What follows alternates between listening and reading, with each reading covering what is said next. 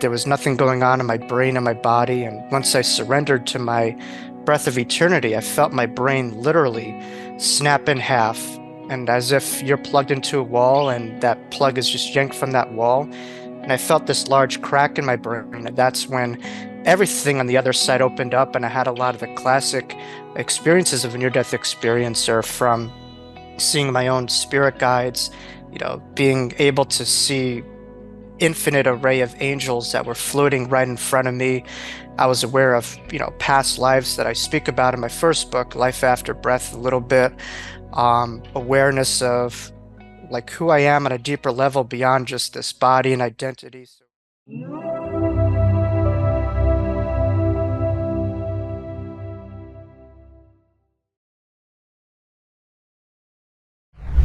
I'd like to welcome to the show Jacob Cooper. How you doing, Jacob? Hey, Alex, great to be here on Next Level Soul. Thank you for having me. Thank you so much for coming on the show, my friend. I'm really looking forward to talking to you about your book, The Wisdom of Jacob's Ladder, your near-death experience that you had that really pretty much transformed your current life, without question, and a lot of the wisdom that you've been able to pull from that experience. So my very first question is, and I know you had a near-death experience at an early age, but do you have any memory of what was your life like prior to the near-death experience? Well, yeah, my near-death experience is very diametrically different than I'm sure of a lot of your other guests who have one in midlife or they're a little bit older. For myself, I was just a young infant. So most of my memories of my early infancy or childhood come from connecting to other planes. I don't remember very little about my life that wasn't beyond this earth plane. So we could get to maybe the why behind that, but a lot of my life was really, when I look back on it, when I connected it was really looking back on a lot of the higher connections. But some things come to my mind. I mean, I was blessed, obviously, grew up in a beautiful home with caring and loving parents and wonderful community, but all that obviously drastically changed as a young one, one day. So what exactly happened? When did this near-death experience happen? What exactly happened that got you to the point of having a near-death experience? Yeah, it was September of 1993, so that would make myself, to give my age away. I was just 3 years old. And at the time I had pertussis, otherwise known as whooping cough. Yeah. And for those viewers who are not familiar with whooping cough and pertussis, for infants, children, or even adults, it could be very harmful, and in my case, in many other cases, fatal if left untreated. So I had whooping cough, and that, was the medical causality of my near-death experience of September of 1993. How old were you at that point?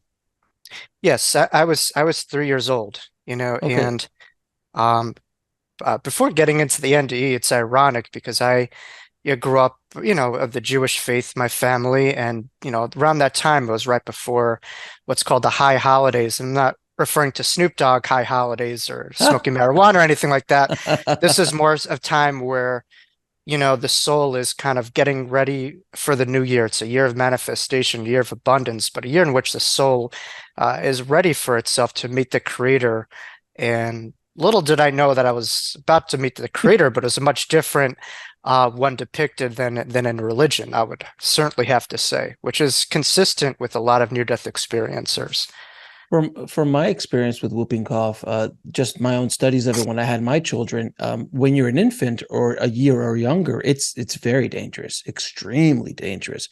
But as the years go on, it becomes less dangerous, though still, like I said, like you said, untreated can be a thing. So when you said three, I was like, oh wow, so this must have been a serious, very, very serious case for you to die from it, correct? Yeah, very serious. And I even know like a New York Times best-selling author who, as an adult, I was reading her book and she said she had whooping cough, and that did a number on her as an adult. So this, Yeah. when you hear it, you don't think of it as, but really it could lead to very serious conditions and fatalities. So it has to do with the suffocation that happens due to this whooping cough, that could happen. Yeah. So then what? So you are taken to the hospital. You have whooping cough, I'm assuming, or how did it happen exactly? When did you actually pass away, if you, as they say?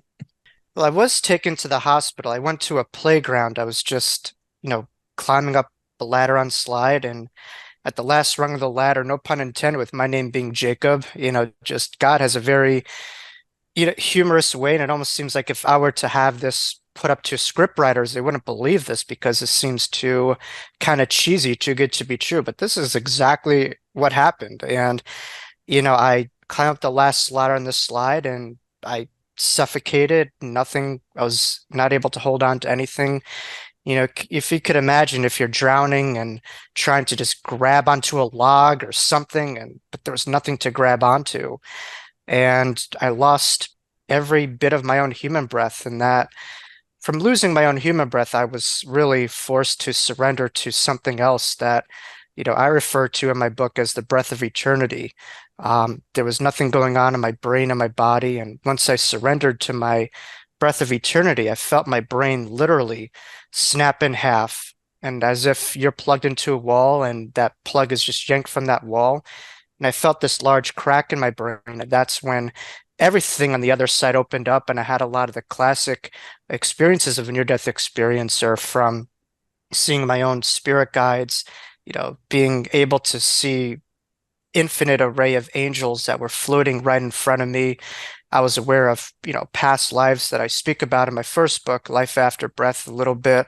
Awareness of like who I am on a deeper level beyond just this body and identity. So it was full blown. It's something that sticks with me, sometimes some days a lot stronger than others, but it never left me from that point. But to answer your question, I was rushed, to a hospital. I was responsive, in the ambulance, and I had to stay in the hospital for a couple of days. And, thankfully I recovered. But it was really what saved me was choosing to say yes to life. I know a lot of near-death experiencers, they're told, hey, it's not your time, go back. And for me, I was given an option as to, staying or going. And once I chose, to continue living my life as that 3-year-old kid, that's when everything just kind of left and I was, awakened to a hospital bed. What I find fascinating about this so far is that you were a 3-year-old. So you had a 3-year-old mind and you had 3-year-old references. So it's not like you had been programmed heavily throughout, 10 or 15 years or 20 years that you have a lot of trauma or you have a lot of preconceived notions about how the world works. You were a 3-year-old.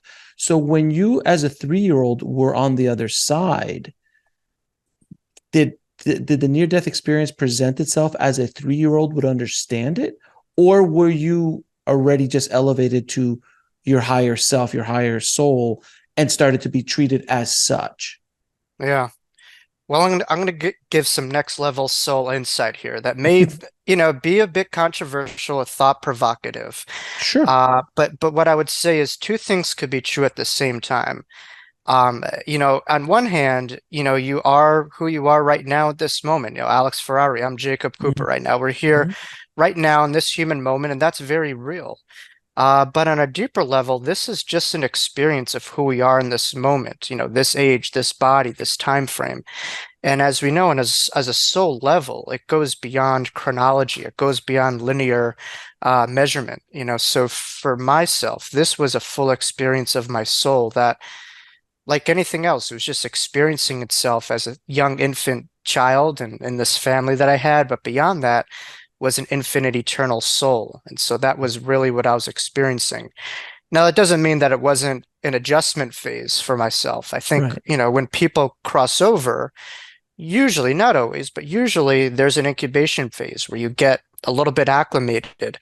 No matter how many Earth years you've had or how little, it's still a big adjustment. And so the other side, although it was familiar, although it was home, it took a little bit of time to really acclimate to. But what I would say is all of this was on a really deep soul level, um, if you will. I still had some attachment to, my 3-year-old self in a sense, where some of my questions was, geez, like what would I look like if I'm older? Those thoughts popped into my head. What would my life be like? What would happen if I left my parents? All those things, Right. were there. But when you're on the other side, it's kind of like being in an apartment complex. Like we're here on the first floor in this Earth school, but on the apartment complex, you go up to like the 10th or 15th floor and beyond, you're able to see a lot broader of a view. You have a much clearer understanding. And so we're not as limited as we are in these, bodies in this linear, way of processing life. There's a higher vantage point that we possess, and that's through the eyes and ears of the soul. So then let's go through the near death experience step by step, if you don't mind. So you are unresponsive. You're at the hospital. At what point were you unresponsive? At what point did you start to cross over? Were you at the playground still? Were you in the ambulance? Were you at the hospital? At what point did you decide you left your body? Yeah, playground. Okay. Before I went to the hospital, I crossed over. I was on the other side. This is in the playground, and it was really due to suffocation as a result of whooping. Right. Like I said before, I believe trauma could be a great gift. Certainly, as a psychotherapist, I see that every day in my practice. That Yeah. some people could really push away their trauma, or it could be so heavily imprinted that it's there with you for the rest of your life. Like I had clients that I work with, and I know colleagues attest to this, where they ask a client to draw a picture of a traumatic event. We call it trauma-focused cognitive behavioral therapy, or TFCBT, and part of that is drawing out your experiences. And I heard a colleague mention, and I had this too, where we forgot the piece of paper that the client was drawing their picture on, and then we asked the client to draw what happened to them. And it's a very sophisticated picture, and they're able to draw exactly what that experience looked like, exactly what they saw. And it just shows you the hard imprint that trauma has on the brain and how people could remember so clearly as if no time has passed, as if you're there. And that is a funny thing about my near-death experience. I mean, 30 years ago I had this, but in many ways it feels like I'm right there with you, Alex. I mean, we're right there together. Right. But yeah, it was right in the playground where I had my near-death experience, and really due to suffocation, but surrendering to the breath of eternity, what was allowed the shift from suffering to, euphoria. So what was the first thing that happened? When I crossed over, Mm-hmm. I experienced a beautiful, and I know my colleague Dr. Raymond Moody and Life After Life highlights a lot of this, and I do give him credit, but I experienced myself ascending at an infinite rate, going higher and higher, into a familiar tunnel. The way that I could describe this is when we're in our bodies, we're used to almost like a limitation with how high we can go and how good we can feel. And when you're on the other side, they talk about, infinity. Infinite isn't just limited to time. It's unlimited in its versatility. It's also infinite love and infinite euphoria. So for me, what I most remember is that there was no limitations with how high I was going and how good I was feeling and the energy that I was connected to on a deeper level. And that was what was happening to myself. And then, you know, it kind of full unfolded, with the series of events after that. But what I most remember first happening was just myself ascending past this incredible, just diametric opposition of intense suffering, to incredible euphoria. It's kind of like the Billy Joel song about bipolar disorder. It's just kind of Yeah. like this intense, you know, depth of despair to this contrasting degree of euphoria that I felt. So once you go through the tunnel, then what happened? I fully crossed over. I remember into the back of the right side of my head seeing this beautiful golden palace, which, you know, God represents itself in different ways, but this golden palace, when I looked at it, it was so bright and so beautiful that I just almost couldn't look at it. And I was hearing beautiful octaves coming out of this and sounds and frequencies. And I knew that this was a depiction, at least for myself to understand, of where of all of life itself flows from. And the way that I could describe this in our vernacular has a religious connotation, but that would be the term God. But to me, it's the center point of where all of life stems from in its pure and truest form, which, many viewers could be called the center of the universe or God, whatever your vernacular is. And I was connected to that particular point, and I just felt at home. I felt at peace. There wasn't, you know, any concern to have at that point. I felt in oneness with the endless pinnacle of life itself. There was no, sometimes in life we feel there's just a cap to how good we could feel or the cap of reality. This was a euphoric, endless energy that had no cap to it. There was no limit with how beautiful, how euphoric, and how high it was. And so, when you think of energy, we think of vibration. And on the other side, that's exactly what I felt, just vibration, ascension. And the vibration didn't have an end to it, didn't have a cap to it, didn't have a limitation to it. So you're seeing on the back of your head, if you will, because I've heard that you see 360 degrees on the other side. Yeah. Uh, so you're seeing the Golden Palace. What's in front of you? What are there beings in front of you? Are you in a room? What's the environment feel like?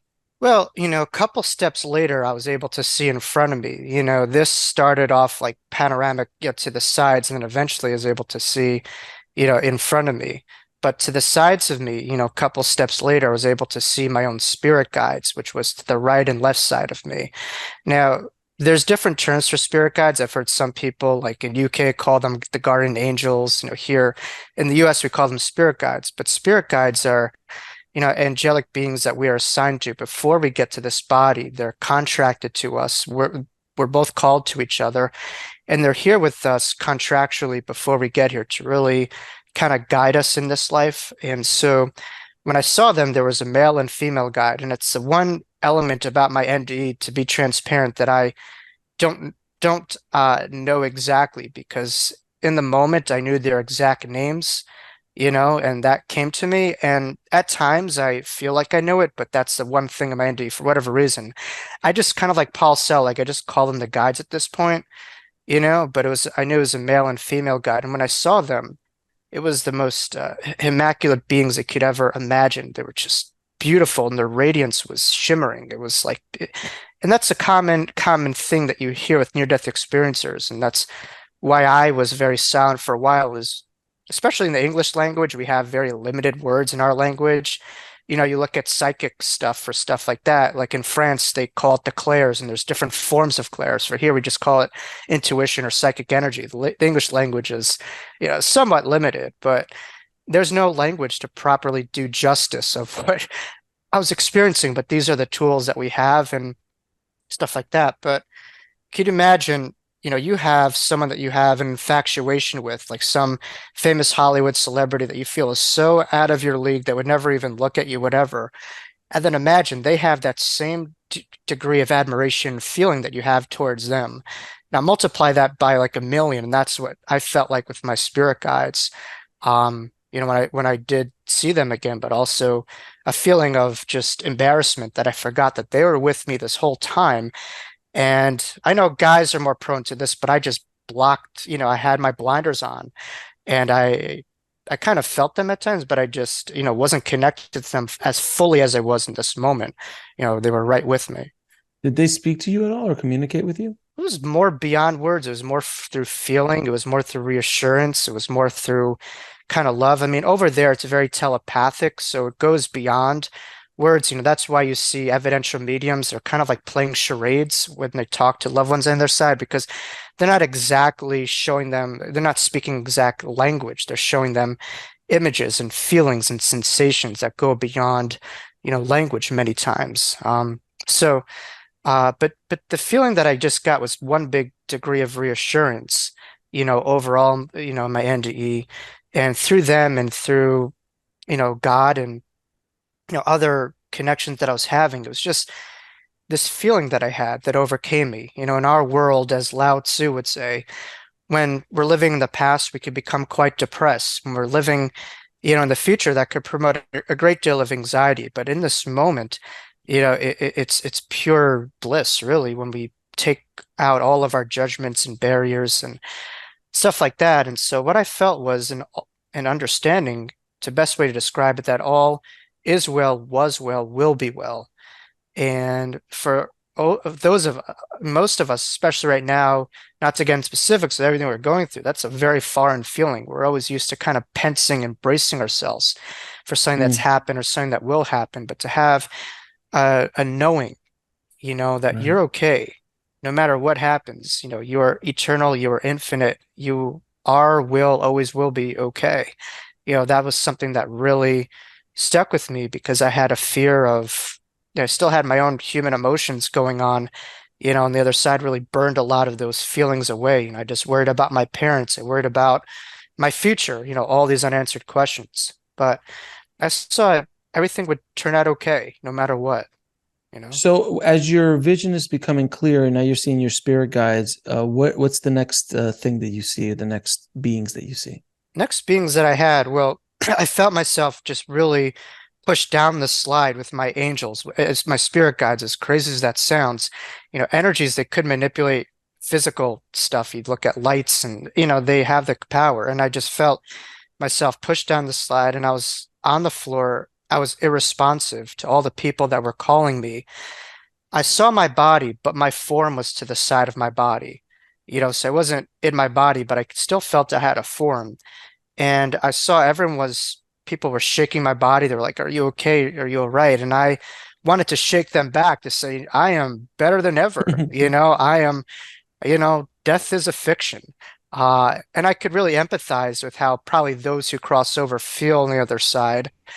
Although they don't, have any bad feelings about this, but they're constantly communicating with us and they're seeing us, but not always do we hear and see them. And so that's kind of how I felt. But I was able to look at all the people that I went to at the playground at that day, and I was able to really have transparency with who they are.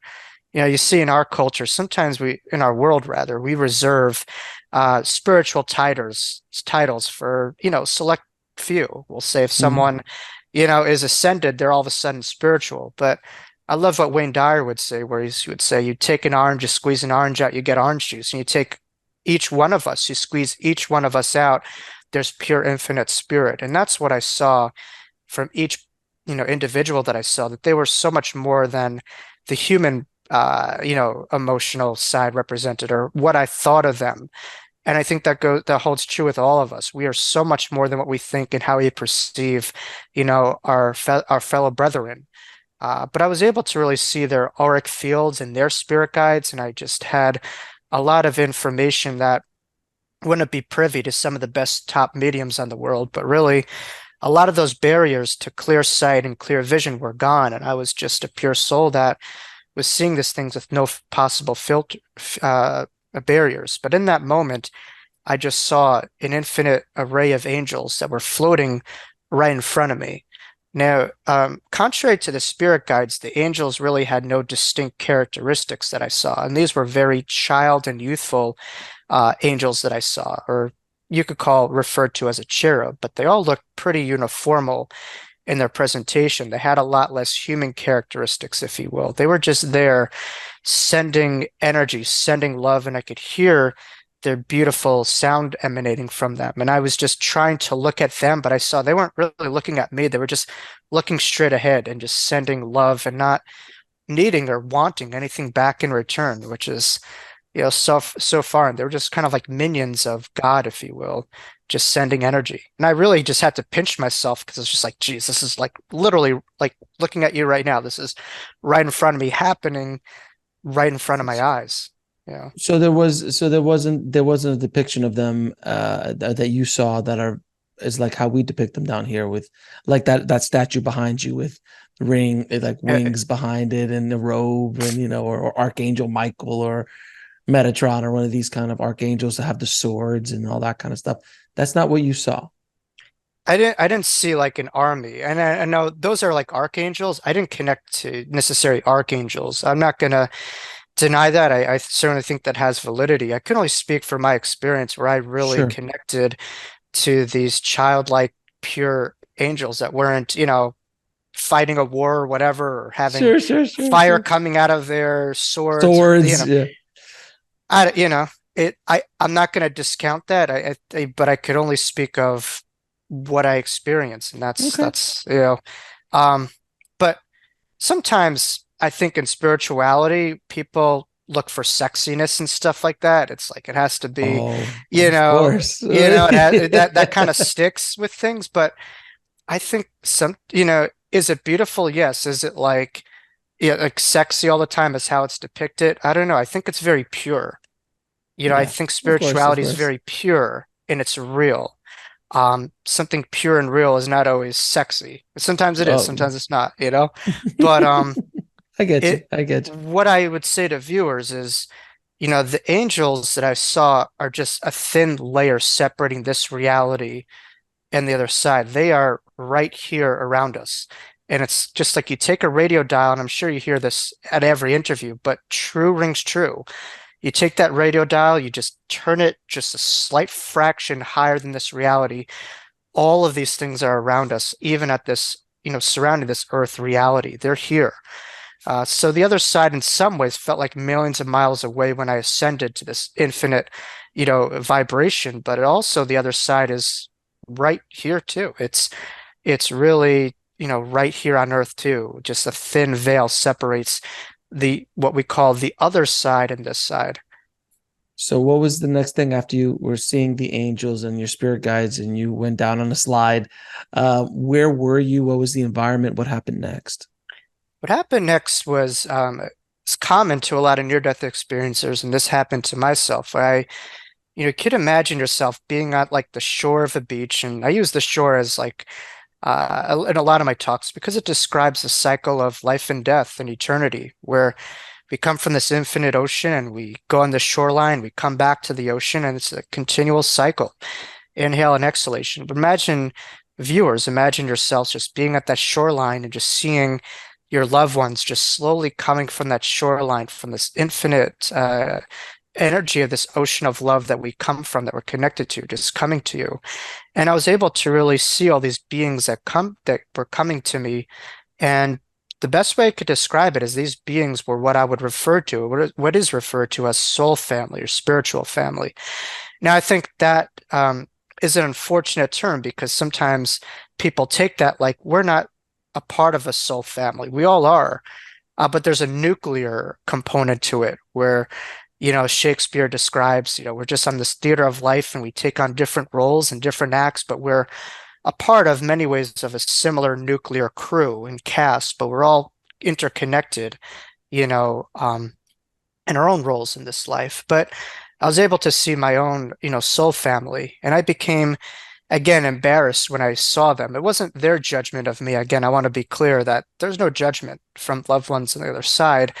There's just awareness, there's love. But my judgment would be like, imagine you're going to the military and then you have this tremendous party, you're making all these promises and everyone's getting all hyped. And then 2 weeks later, you're like, all right, I'm not feeling this. And then you go home, it's like, you felt like, a lot of people were let down. You had a lot of excitement that you generated. And that's how I felt. But then that thought was taken from me. It was just love, embrace, acceptance, from my soul family. And then, you know, that's when everyone kind of came together and I was posed this question between my guides, the angels around me, my soul family, which was what I would do. Would I continue, my, life continues here or there? Would I continue my life on the other side?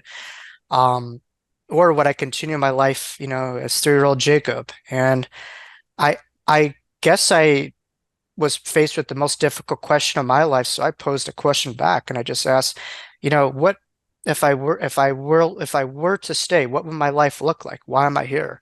Which is the most common question that I'm asked in all of my seminars. And it's a Mm. very uh, pivotal question that we have. Our whys are very important.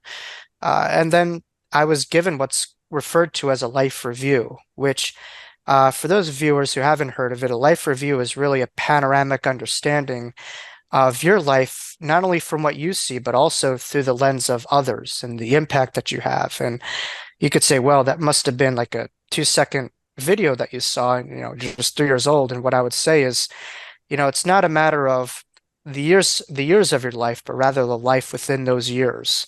And so chronologically, we could be here a very short time, but that could feel like an eternity in many ways for the greater good. But I was also able to really see, a couple different past lives that I saw. I saw myself just spanning the globe, having a lot of different past lives and seeing myself in different, forms of the planet and different civilizations and cultures. But the most life that I really has drawn a lot of parallels with my near-death experience and why I had, stuck most closely to me. And I don't know if your viewers would be interested in that, or if I would bore them by sharing that, but my last lifetime is the lifetime that I feel is most closely related to why I believe I had a near-death experience and, my life right now. But What was your life? What was the life last time? What was your life last time? well, but the interesting thing is I'm a firm believer in being, kind of like a lawyer in a courtroom. I don't know, Raymond, states this and stuff like that. For me, I need hard evidence to validate this stuff. And, years ago, before I became public with anything in this, in my later teens, early 20s, I went to an intuitive.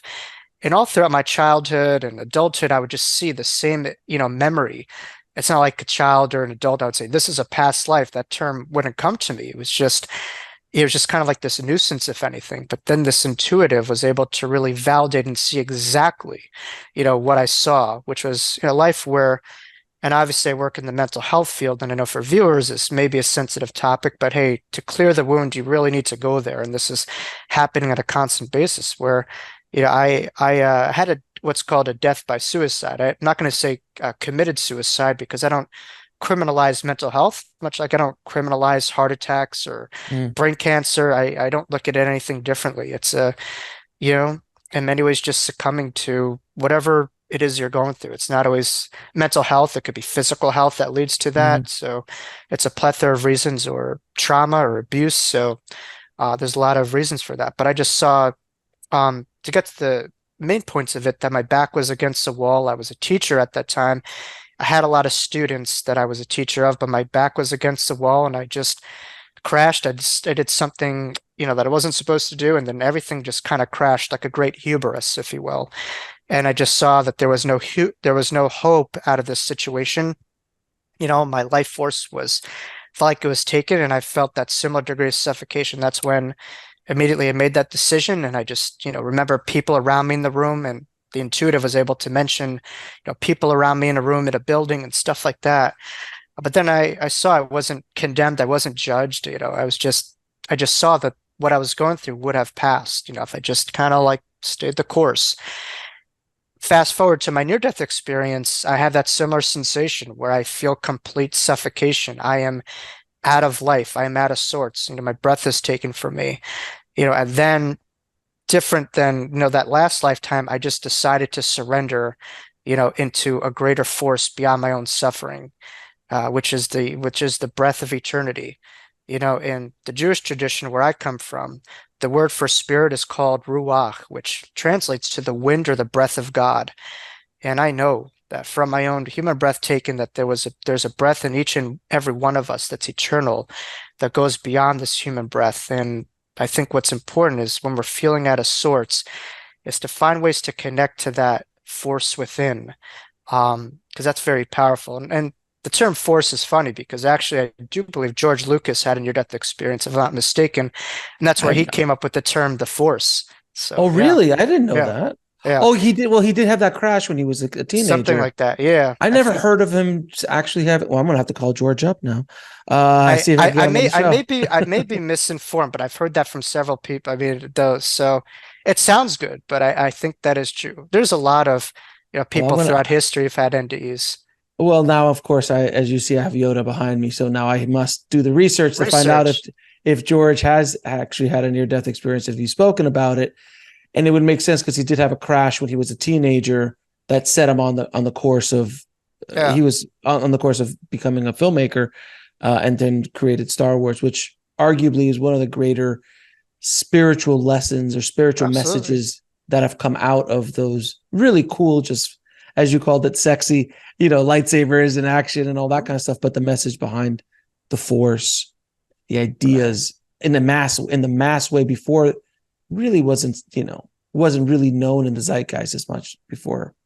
Use the force, Luke. Whether he or whoever was involved came up with that term, had an NDE or not, their wisdom is very much in alignment with Yeah. spiritual realities, that there's just this force in each and every one of us waiting to be unleashed. And sometimes we have darkness come in front of us, and we have really, in order to survive that, if it's a near-death experience, if it's loss, if it's, a global crisis, to survive that in a way with the shake-up period, it forces us to tap into a different gear than we're used to. If we're just cruising, we're not going to really search within to that force, to that gear. We Oh, don't yeah. really, need it. But sometimes when these challenges come to us, it forces us to dig a little bit deeper, and go deeper and to connect to that force on a deeper level. So wherever the source of the force came from, I'm eternally grateful because sometimes directly or indirectly, these mass media productions that I know you're involved with have a great deal of spiritual lessons. And sometimes I do believe the universe uses, the platforms that we have, really to depict these incredible messages that need to be heard to the masses. So you're now in the middle of a life review. You're because I was going to say you're 3 years old. I mean, that must have been a quick life review, but then you're saying you saw many different lives in there. So you're processing all of this, and then you're given a choice. Do you want to stay or do you want to go? So you make your choice, and like, I'm going to come back. What happens next? I was really flooded with immediate doubt, because all of a sudden my human parts were coming up, and I would just say, geez, well, fast forward to that, I was shown actually the life that I would live and the people that I would impact. I was shown Mm, myself speaking in front of a lot of people in this life. And it wasn't like I was some pompous guru that was better than anyone. I was just one with people, one with the message. And I saw the eyes of people that I was speaking in front of in the lectures and workshops that I would be doing in this life. And I just thought like as beautiful as the other side is, this window to bring forward this information to others is something that I can't turn down. And then with that thought, I just decided to say yes. I understood the other side will always be there, but this window may not. This was a beautiful window that I wanted to venture down in this life. And then I just had doubt where I just said, how do I know I will be able to attain all this? How will I know this will all work out? I was just began to doubt myself, turning down heaven. And then, Spirit and my guide just left me with a last thought, which was the power of trusting the path, the power of trusting your blueprint and your thoughts. And really, for viewers, it's really to put a lot more trust in this infinite intelligence more than our fears and our limited understanding. And it's through surrender, surrendering trust, surrendering assertion to beings on the other side and to spirit. And once we familiarize ourselves with it and have confidence to it, that could really be a great deal of a governing force in our lives to make better choices, to live a more peaceful life and a more life that's in alignment with what I call flow, which is really just being with energy, being one with things and not getting in the way of the way things are supposed to unfold or the way that we want things to unfold, just the way things are. So you make the choice. Do you get slammed back into your body? You get start feeling pain. How did that process come out? Well, my mother always mentions this, but I woke up on a hospital bed. I was in a Mhm. Long Island hospital bed. Um, and then, my mother and I remember this to a degree where this doctor just tried to like work on me and operate on me, a couple of days later. And I was so infuriated. And for many reasons, trauma is a big reason of that. When you have a big Okay. trauma, I had no way to really express myself in many ways. I wanted to like shake everyone to kind of express like where I was, but I didn't have the language. But also I just felt like, geez, I turned down all this to wake up on a cold hospital bed and just like it was such a contrasting energy field where I was just in the womb of God to now just being in this cold hospital bed. No offense to my friends and family who are in the medical field. They do great work. They're angels in many ways. But as a patient, that's not the best place to be. So it was just a big degree of adjustment. And actually, my mother told me a couple of days later, I actually kicked the doctor because I was so angry. And I ran around the room because, again, I was so furious inside, but also st emotionally stifled because there was no way to really express what I had. My father, who's also a therapist, I come from a line of three different social workers. And my father told me recently, because I don't speak to about my near-death experience as much. They come more so from a religious, framework, and so I kind of respect, where they come from. But he just basically said, after your NDE, and I'm using my vernacular now, but he said after you had your near-death experience, he said, Dad, something happened when I had my near-death experience. One day it will make sense to you. Rather, I said to him, remember when I was rushed to the hospital, something happened on that day. One day it will make sense to you, but now it won't. But you'll understand one day what happened. And so for years, I kept this very close to heart, which is, very common actually for near-death experiencers. I follow a lot of the research of this, where some near-death experiencers, they'll shout it from the rooftops the moment it happened, the moment that Hmm. they're healthy enough. And for others, it could take around 20 to 30 years, as people like PMH Atwater, who specializes particularly in infant and children near-death experiences. So there's an acclimation process, just really making sense of it all, but finding the words to sufficiently describe what you experience. So for myself, I had this going on for, over around 2 decades really inside of me. So when you decided to when this happened to you, when you came back to your 3-year-old body and your 3-year-old mind, did you understand what had happened, or did it unfold itself over the course of the next couple of decades? Did you like, oh, I was on the other side, I saw angels, I saw my spirit guides? Did you come back with that understanding, or did you come back to your 3-year-old body going, something happened, but I'm not sure what it was? The series of the narratives never changed, but my ability to articulate and describe what that experience was evolved within time. Like I knew I had this experience, but it wasn't labeled a near-death experience. It wasn't until I read Betty Adie's book, Embraced by the Light, which was given to me by a family friend, was when I actually saw, like, geez, other people have this thing, which in some ways create a lot more universality, and it was very cathartic. But on the other hand, I'm like, wow, I'm not that special. Um, it was like I was like, damn, I thought like I was like Harry The Potter only or one. whatever, the The only only one. one. And then I see like all these organizations and all this stuff, and so like the moment there was a term for it, like if you can name it, you could tame it, as we say in therapy. So the term really helped me to take ownership of this and to really identify that this was a thing. But before that, it was just like this big thing that happened that I didn't really tell anyone about. So when did you decide to come out of the NDE closet, as I call it? I mean, Betty's book was a big factor, big component, but it's hard to like pinpoint like what led me to this path. But I think the straw that broke the camel's back, so to speak, was and I talk about this story in Life After Breath. Like I was a pretty difficult child. I know a lot of near-death experiencers, they may be soft or docile when after they have it, but for me, I was rather oppositional because there was just this force in me that knew so much more than the peers my age, and the lack of the ability to explain it, to process it, and then combined with a very like religious upbringing that was incongruent. It was hard, but I got into some type of spat. I mean, most spats are like, whose turn is it to take out the trash, whatever. But this was something different with my family, and I'm not going to say whether I deserved it or not. That's not my place. But I was told that I had to leave the house for a couple of days, and I just like that triggered me for some reason, and I just walked around, my house, and I was just like sobbing, and then all of a sudden I found myself in a playground.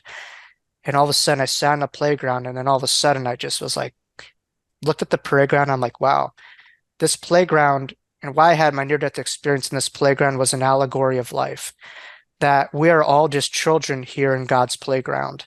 Our brothers and sisters keeper, and this playground was the allegory of the ultimate home. When I felt like I was displaced from this home, that we all have a home and we're temporary dwelling here, but this isn't permanent. And so that kind of trigger point, helped me to really understand a lot of the reference, and there's a lot of symbology. And it's, my second book, I really speak to that a little bit more, the wisdom Jacob's ladder. But then I went to a yoga class and I still was feeling a little cruddy. And then this random person just came up to me. I had no idea who she was. And she just said, I see a lot of people that you're going to be speaking in front of one day. You're going to be a very well-known healer. And at the time, I'm like, what are you talking about? She had like purple hair and like, earrings, nothing Yes. against that, but like, who is this punk? Like, why are you coming? I don't know who you are. And then she's like, just kept on saying things about myself that no one would know. I had no idea who she was. But then she was just like this earth angel that reminded me of who I was and why I was here, that I was here, to make a difference, to help people, that I wasn't Right. just here to like get a job and work a 9 to 5, that there was a reason. And so that gave me a lot of validation with what I saw in my near-death experience and the people that I would impact. And sometimes God there's angels on the other side, but there's also angels here, and that was a definite earth angel that came to me for a reason. But after hearing that, I'm like, you know what? Let's do it because for years I just wanted to, be like a Tony Robbins type or whatever. And I just started reading every possible book. And I'm like, you know what? I have something to share and it's in my own backyard. Why don't I just start speaking in front of crowds about my near-death experience? I didn't recognize that that had value. And sometimes when we hold to something, it's like we don't think anything of it, but to other people, that Hmm. could mean the difference of life and death. And I Hmm. and I am not going to shortchange that because I've seen people who hear near-death experiences or come to mediums. And sure, I mean, when this happens, you probably should, seek higher levels of cares. But at the moment, like myself, they are drowning and they are looking for sun to hold on to. And you better bring it, you know. You just, Hmm. you don't know what that word is going to mean to that person who's really, just at a great abyss. And I've seen great transformation through this near-death experience, but also through a lot of different people who are real, who are authentic, and have come more importantly from a pure and real place. But not everyone does, sadly. So, Jacob, I have to ask you, because I've heard this from so many near-death Sure. experiencers. You came up in a religious background that, and I've had other near-death experiences who were like Mormon or Catholic or Muslim or whatever other religions they have that completely go counter to what they've experienced Right. of this wholeness, this oneness, this love. There's not like you are not just you, the concept of the chosen people. Like, having I was raised Catholic and I've had like, oh, Baptists were like, oh, well, as a Baptist, we knew that you Catholics were going to go to hell. Like Mm, these kind of ridiculous concepts and ideas. sure. How did you reconcile your truth with the programming of your community and of your group, which has a lot of love in it, have a lot of good intentions in it, but really didn't connect with your truth?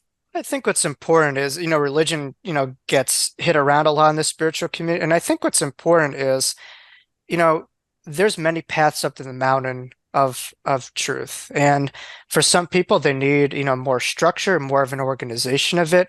As long as you don't miss out from the forest to the trees and start to really see yourself, as the special group there to just bring everyone down, as long as it uplifts, the people around you and it's of love and it's of healing and you're able to really see the me and the we, working together, then it is good.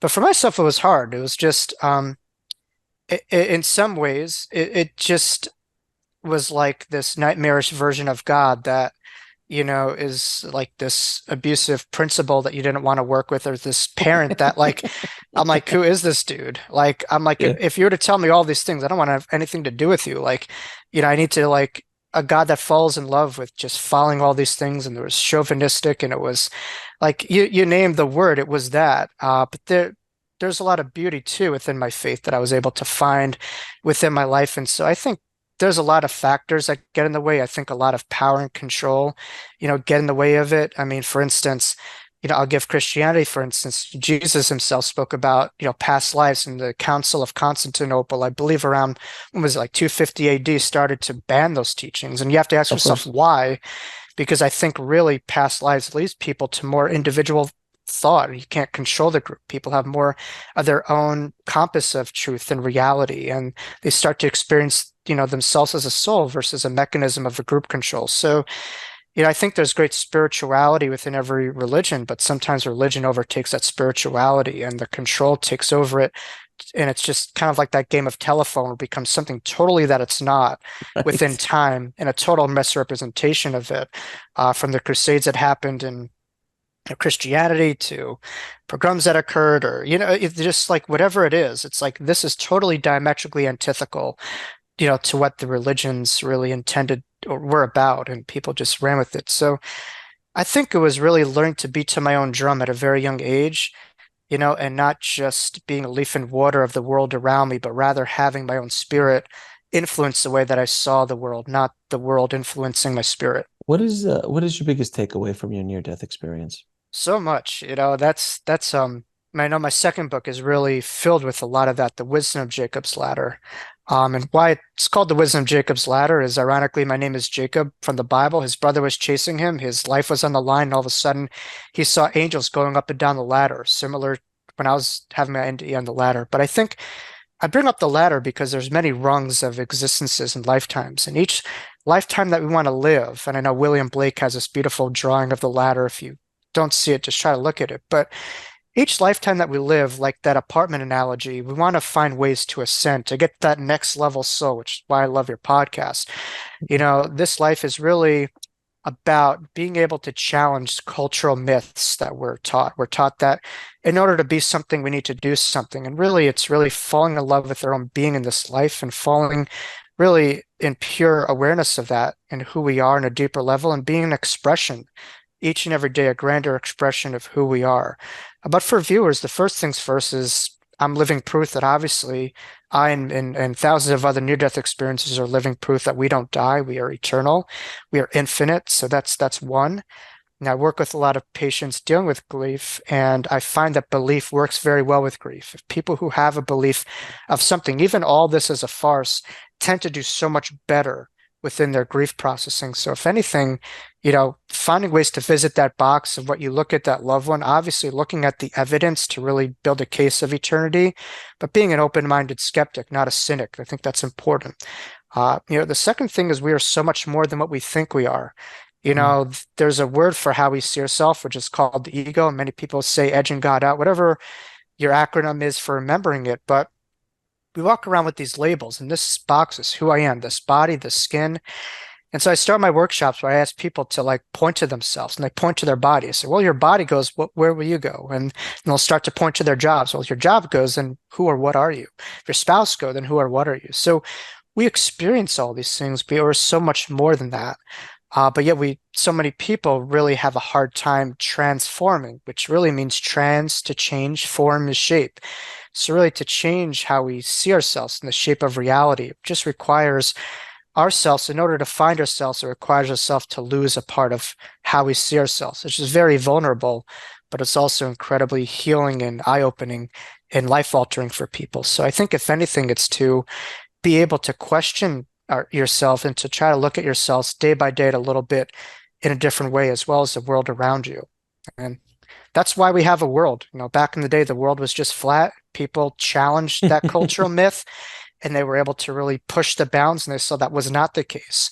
And so Mm-hmm. right now we're coming at a crossroads where people could start to, be open. And I know your platform is a great platform and instrument for this information. They could take the information, they could start to really maybe explore, how could I see myself in a different way? How could I see the world around me in a different way? And Mm-hmm. as Wayne Dyer would say, when you change the way you look at things, the things you look at do change. So the vantage point of Wonderful. life is everything. Now I'm going to ask you a few questions I ask all my guests, Oh, Jacob. sure. What is your definition of living a good life? Living a good life. That's a great question. Um, I'm going to keep it simple. My grandfather's tombstone that I visit, I try to visit as much as I can here in Long Island, it just says simply, he left the world a better place. And Beautiful. I look exactly like my grandfather. He's like, it's interestingly enough, like before he died, we would have conversations about the afterlife. And I'm not going to say the exact language that he used just for viewership reasons and YouTube reasons, but he'd say, I Mm-hmm. don't believe in any of this stuff. But what I do believe is a part of me is in you, and that never dies. And so even if you believe this or not, part of this is remembering that we want to be the undeniable imprint of all the loved ones that have come before us and having that part of that loved one inside of us and honoring who they were, what they were about. And, we could really build on their legacy and build on who they were by the instruments that our life are. So I think all of us don't exist in a vacuum. We have so many people that came before us, and it's really the chain and having that ripple effect and being, taking on the baton of all those who have come before you. But really, it's leaving this world a better place than when you came in is really, um, to me, the definition of a good life, that this world is a better place. Because all these things you can't take, but what you can take with you is a love that you were and the love that you spread in this world, the ripple effect. Now, if you got a chance to go back in time and talk to little Jacob, what advice would you give? Talk to the old Jacob, you're saying? Little Jacob, little Jacob. I would say you'll be all right, but I would also say, um, look at the number one or number two regret that most people have before they die in hospice care is that they regret a lot of the choices that they didn't make. They were coming from a place of fear. And in that moment, they really just either that or they were someone else's version of who they wanted them to be versus who they became. But also fear got in the way of their life. And as a young kid, I had a lot of fear. I was terrified of like talking to girls or, talking to people. I was very withdrawn, which was a good thing. I think you could learn a lot from just watching, as Yogi Berra would say, but I was very quiet. I was like an observer, not an absorber, but an observer. But I would just say to let go of a lot of the doubt and to attack life. I think it's important to attack life because tomorrow is not promised, as I experienced in this body. How do you define God? Our answers is that each and every day we have a closer understanding of that definition. That's the hope. Every day, as Sheryl Crow would say, is a winding road to that, eternal unfoldment of that understanding. I think the DNA of God, though, is different than a definition. I think the definition is always evolving and changing as our awareness evolves and change. But I do think it's that divine spark within each and every one of us. It's forever connected to God, but the DNA of it is within eternal euphoric love. And that's where I got my near-death experience. It's eternal, euphoric, unconditional love is the best way I could describe God and everything. If it's not love, it's not God. It's great. That's a great line. And what is the ultimate purpose of life? The ultimate purpose of your life ties down to a good life. Um, but I think it's really about making the most of each and every day of your life. Um, I know I love your podcast, Next Level Soul. But for those viewers who want to really understand the purpose of life, just watch the movie Soul. I'm not, Mhm. I don't get money from that movie. I'm not, there for A beautiful advertisement. film. I was working with a very well-known medium who's been on the Maury show before, and we were doing an event together. He goes, I thought he was gonna, he was talking about a movie that he recommended, and I thought it was gonna be Shirley MacLaine's Out of a Limb or something like that. But he said, watch the Pixar movie Soul. And I'm like, what are you talking about, dude? Pixar? Like, really? I watched it and Hmm. holy guacamole. Like that Beautiful. movie. And I think they consulted with a lot of people with near-death, experiences, Hmm. and maybe Ions too, from my understanding. But that movie hits the nail on the hammer. So I think the movie Soul, epitomizes it. But really, it's sometimes, we're waiting to find joy at the end of the road, and we understand the road has no end. And so I think it's really finding joy within this moment, to recognizing that the biggest spirituality that we could have is from the depth and the vast and the rich experience that we have in this life. People like talk about ascension and doing all these things, and sometimes they bypass the actual life that's in front of them. And so the world's a beautiful place. Travel it, experience it. Hold nothing back, because what we experience here, we carry over there. You know, and our Beautiful. life is our afterlife in a degree, and the lives that we live are the loved ones' afterlives because they're connected to what we do. So, the afterlife is not after; it's here in this life too. And where can people find out more about you, your book, Wisdom of Jacob's Ladder, and the amazing work you're doing in the world? So they could find me, JacobLCooper.com. JacobCooper.com is unfortunately not available but JacobLCooper.com. They could find me there. I'm on Facebook, Instagram. I also have a podcast called The Wisdom of Jacob's Ladder, where I now have 2 guests per week coming out with interviews and have my own segments on there. So Ascend the Ladder, you could find me there, but JacobLCooper.com, Facebook, Instagram, and YouTube. Jacob, I appreciate you, my friend, and everything you're doing for the world. Do you have a parting message for the audience? Well, first of all, thank you so much, Alex, for the great work that you do. And I think for the audience, it's really to remind ourselves that we all have superpowers in each and every one of us, which is a chapter in my book. But each and every one of us has a superpower, and we have so much more around us at all times. And even if we're feeling alone, even if we're feeling that this life is terrible and dire, there's a whole army of people who believe in us more than our doubts. And I think it's important to trust in faith, knowing a lot more so than our doubts. And that driving force will really allow us to go through life like a Ferrari, no pun intended, like Alex Ferrari. You could like go through with grace and ease in your life, but it's really about trusting and reframing the small sense of self to really connecting to how incredibly expansive we all are on a deeper esoteric level. Jacob, I thank you again, my friend, for coming on the show, sharing your experience and your wisdom with all of us. I appreciate you. Thank you. Thank you. Thanks for watching. Click on one of the videos below to continue your journey, and don't forget to subscribe.